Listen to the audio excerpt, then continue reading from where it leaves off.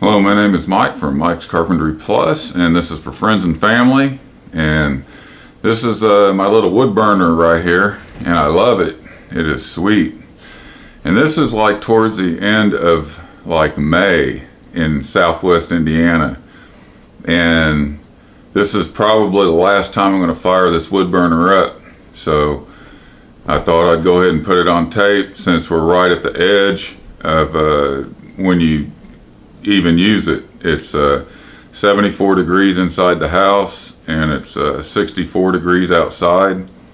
And it's I'm like, am I going to turn my electric furnace on, or am I going to light a fire? And I thought, you know, this is probably the last time this year that well, I mean, for in the spring anyway, that I'm going to be able to light a fire. So I'm going to go ahead and do it again for you within 10 minutes, and it's I'll have a little better fire going this time. And also, you need to remember that you need to have like a screen door, and if you don't have a screen door, you need to get one if you have a wood burner, because here in about probably, I don't know, an hour or hour and a half, I'm going to be opening up that door because it's going to be too warm in here. But that's fine. And if you don't have a screen door for now, go ahead and open up a couple windows, and when you need to. Obviously not now, because I'm getting old, and 78, 79 degrees is about perfect for me. In the winter time, a little bit warmer actually. I like it around 79 to 80 because it's a little chilly through the windows and all that. But anyway, I'm going to go ahead and fire this wood burner up, and I'll show you again how to do it. And remember, when it's on the edge like this, when you even want to even think about starting one up, you need to keep a little more airflow going to it. So on the front, I've got that adjustment knob there. I'm going to turn it up just a little bit. So my regular burn is going to be having a little more oxygen in it, so that the airflow, remember the earlier videos, comes up through the ash pan door, and then up through the fire in the firebox, and then up out the flue. And you want that to be a little faster airflow. So here we go. Also, just want to let you know that it's very important to empty your ash pan every day. And I already emptied mine. I didn't want to put you through the agony of just staring at my wood burner for a minute or a minute and 10 seconds. So I went ahead and emptied it. And very important to do that, because that's where the airflow comes up into your firebox, under your grate there. So here we go. Got wad up some paper, some newspaper type stuff, and not the glossy stuff with the pictures and all that, just the flat, easy stuff that burns really good. And I don't know why, but it does. So you light it up.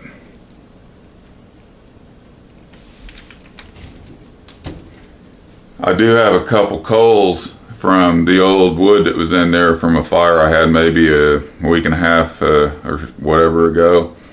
So we've had 87 degree weather here for a few days, but this is Southwest Indiana. We get crazy weather sometimes. I mean, I've seen it snow in January, but well, of course I've seen it snow in January. I'm talking about, it was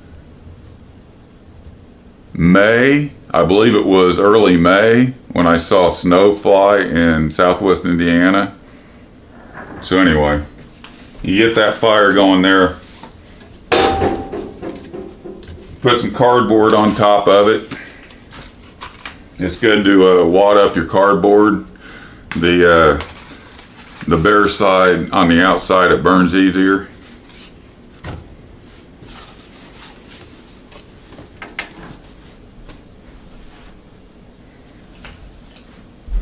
I found me a nice piece of split wood that's all messed up, and that's going to really be easy to start. So I'm throwing that on there.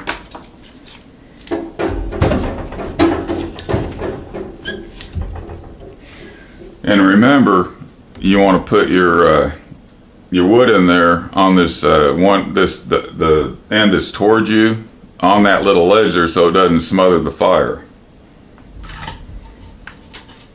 Another piece of hard maple.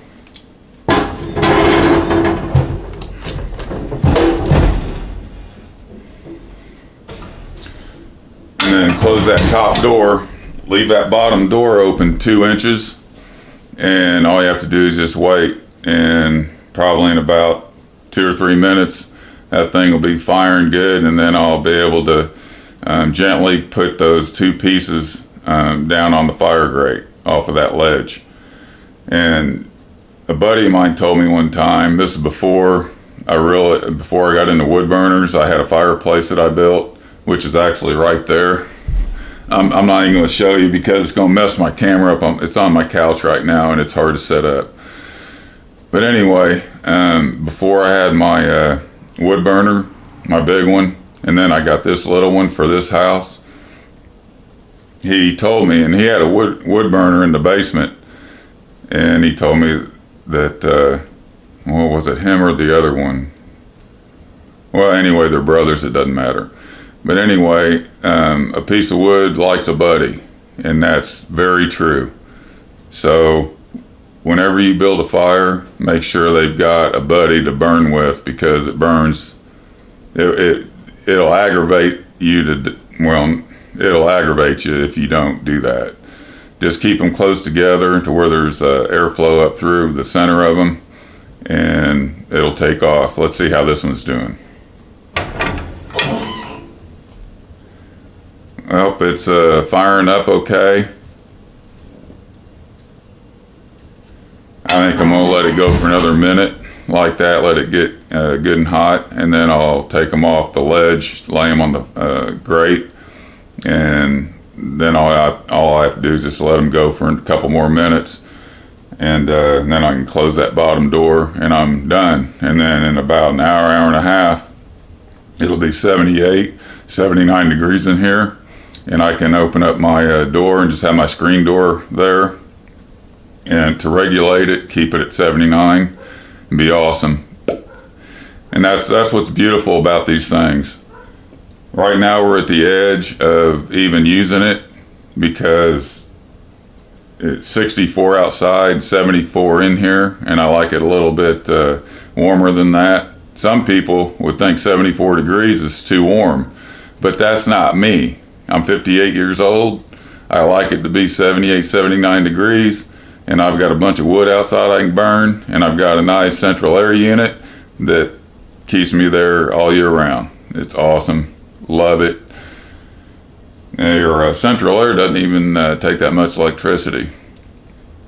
To give you an idea, my electric bill is about $115, $110 every month. I'd say that's pretty much about average.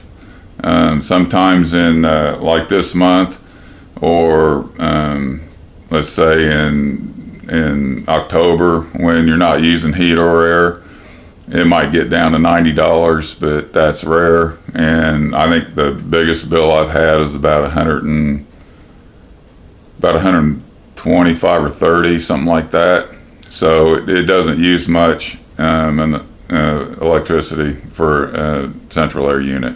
Well, I mean, obviously my house is well insulated, and it's pretty tight, so that helps. A non-insulated house, you really need to get a wood burner. But anyway, it's probably going good by now. See, I got my fire going really good in there. Now I'm gonna take my fire stick and gently push that wood down on the grate, and she's burning really good. That piece of wood I had out there was awesome. Whenever you get that split wood that's like gnarly looking and kind of splintery, and that's a good starter piece. Another tip on that is like if you have pine or cottonwood, something that burns fast, that's a good starter wood. If it's convenient, I'll have some of that mixed in with the wood if that's what the trees are that need to be taken down are. So I'll like mix it in with my stacked wood, and I'll have the cottonwood or the pine or the spruce or something that burns really fast, and it's good starter wood. And then once it gets going good, then you can throw your oak on, your cherry, walnut, whatever you're burning. In this case, both of these are hard maple. Oh, there you go. See, it's burned pretty good. In fact, I think it's going good enough to where I'm going to close that bottom door, that ash pan door, and I'm done. And that didn't take, what, 8 minutes? And I've got a good fire going with 2 pieces of hard maple. And before too long, it's going to start heating up this room really good. And I can open that door and have my screen there only and regulate it if I want, as soon as I get it up to 79, 80 degrees, boom, I'll open the door, and it might just stay there and you get some fresh air on top of it, and it's awesome. Just wanted to show you that you can use a wood burner when it's 64 degrees outside, just to take the chill off. So anyway, that's the end of the video. As always, I'm Mike from MikesCarpentryPlus, and if you have a cat or dog, please get them spayed and or neutered. And if you want one, please go to your local animal shelter and rescue one. They'd really appreciate it. Please don't cage them up too long if you do that, and let them out often to go to the bathroom. Feed them regularly, and obviously they need water too. Give your kids a hug, and even your grandkids. Give them a hug too, if that's at all possible. But anyway, you have a good one, and I'll see you in the next video. Bye.